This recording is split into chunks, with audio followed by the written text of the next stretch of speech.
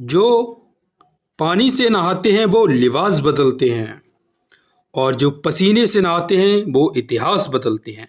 तो आप भी अगर इतिहास बदलने के लिए तैयार हो तो पकड़ लीजिए अपनी कॉपी पेन को हाथ में और मेरे साथ लिखना चालू कीजिए।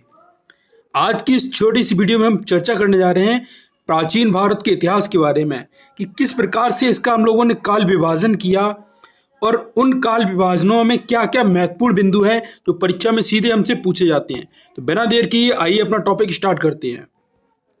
नेक्स्ट बोर्ड एग्जाम आप सभी को आपके आने वाले अग्रिम एग्जाम के लिए प्रिपेयर करने में आपकी संपूर्ण मदद करेगा जितनी हमसे बन पाएगी। सबसे पहले बात की जाए इतिहास की काल विभाजन के लिए, तो हमने इतिहास को 3 भागों में बांट रखा है।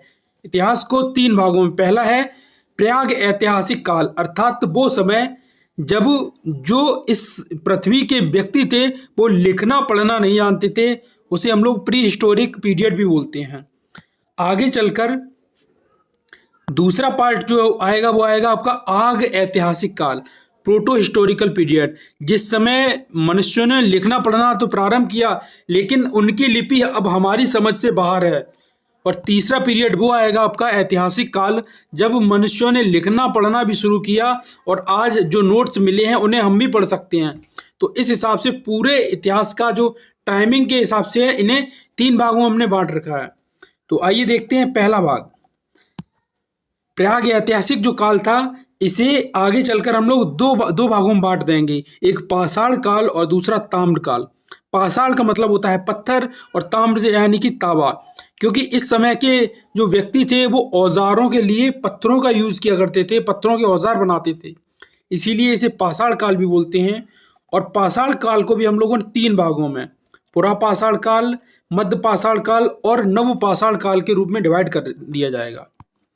बात की जाए अगर आग ऐतिहासिक काल की, तो इसे भी हम लोग आगे चल के 2 सभ्यताएं इसमें पढ़ेंगे, एक हड़प्पा सभ्यता और दूसरी सिंधु सभ्यता। वहीं अगर बात की जाए ऐतिहासिक काल की, तो ये सबसे बड़ा इतिहास है। इसे हम लोग प्राचीन भारत का इतिहास, मध्यकालीन और आधुनिक 3 इतिहासों के रूप में पढ़ेंगे।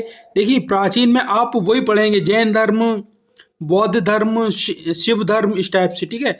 मध्यकालीन भारत का इतिहास कहीं ना कहीं विदेशी जो आक्रमण हुए हैं उन सब के बारे में जानोगे। और आधुनिक भारत के इतिहास कहीं ना कहीं जहाँ से British East India company Bharat आई है वहाँ से लेके आज़ादी तक का जो समय रहेगा उसे हम लोग आधुनिक भारत के इतिहास के रूप में जानने वाले हैं। तो अब हम लोग चर्चा करने जा रहे हैं किसके ऊपर, इस टॉपिक प्राग ऐतिहासिक काल के ऊपर।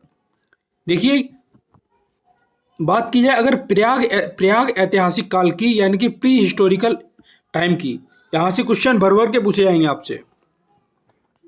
बताया गया कि इस काल में जो मानव था उसकी जो लिपि थी वो लिपि से वो परिचित नहीं था, अर्थात बिल्कुल पढ़ा लिखा नहीं था, इसीलिए इस काल के केवल हमें अवशेष मिले हैं। अवशेषों का मतलब ये हुआ जैसे कि भीमबेटका की गुफाएं हो गई, तो उन गुफाओं के अंदर जो चित्र मिले हैं उन्हें हम लोग अवशेष बोलेंगे। तो इस समय के केवल हमें अवशेष मिले हैं, उन अवशेषों के आधार पर हम बता सकते हैं कि ये प्रयाग ऐतिहासिक काल है।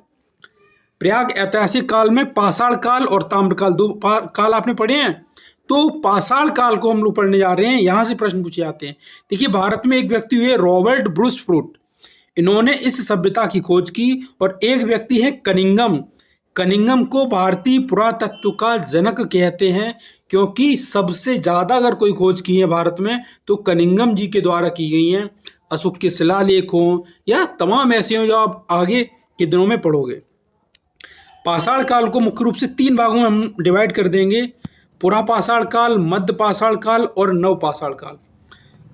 पुरा पाषाण काल से केवल 2 प्रश्न पूछे जाते हैं कि इस काल के व्यक्ति को किस नाम से जानते थे, तो उस काल के व्यक्ति को हम लोग आदि मानव कहते थे। और आग की खोज कब हुई, आप सभी जानते हो कि पुरानी किताब में आपने पढ़ा होगा कि पत्थर से रगड़ने से चिंगारी उत्पन्न हो जाती थी। तो ये घटना आग की खोज पुरा पाषाण काल में ही होती है और वहीं से आग की खोज मानी गई है। वहीं बात की जाए अगर मध्य पाषाण काल की, तो मध्य पाषाण काल में व्यक्ति ने पशुपालन प्रारंभ कर दिया और सबसे पहला जो पशु पालतू बनाया गया वो आपका डॉग था। हजारों बार प्रश्न पूछा गया है मनुष्य के द्वारा पहला पालतू जानवर कौन है, तो आप कुत्ता बताओगे। नव पाषाण काल से दो बहुत महत्वपूर्ण खोज निकल के आई। एक तो कृषि का प्रारंभ हो गया और दूसरे का पहिए का। देखिए आगे चल के आप कंफ्यूज मत हो जाना, आग, कृषि और पहिया।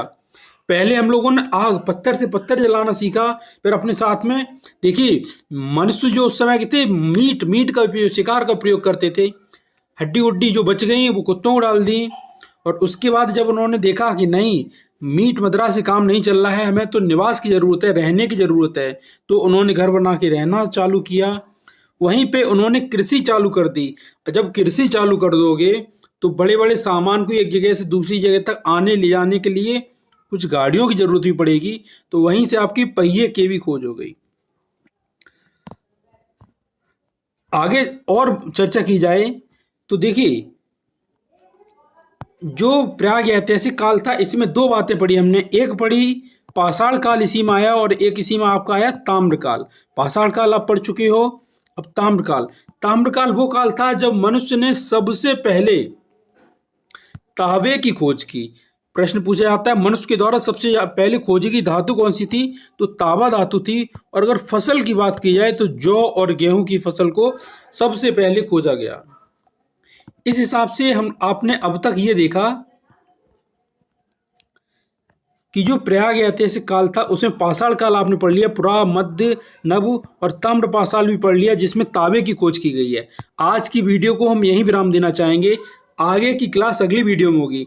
अगर आपको लगता है कि हाँ टीचर ने आपके लिए थोड़ी मेहनत की है, सब कुछ डाटा टाइपिंग करने में बहुत समय लगता है, आप सभी जानते हैं, तो दिल से इस वीडियो को एक लाइक ज़रूर कीजिए। नेक्स्ट गोल एग्जाम स्टडी।